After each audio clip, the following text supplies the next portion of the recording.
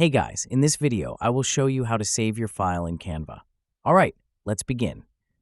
Once you finish editing your project in Canva, go to the top right corner and click on the Share button. From there, select Download. Next, you'll see options for file type. Click the drop-down to choose your preferred format. You can select from PDF, PNG, JPG, and more. In this case, let's choose PDF.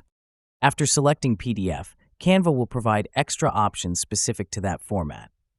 For printing purposes, enable the Flatten PDF option to ensure it prints correctly. Now, click on the purple Download button. Canva will begin preparing your file. Wait a few moments for the download to complete. Once the file is ready, it will be saved to your computer. Check your Downloads folder to find the file. Open it to make sure everything looks good. So that's basically how you can save your file in Canva. And that's it for this video. If you find this helpful, consider subscribing and giving this a big thumbs up. Thanks.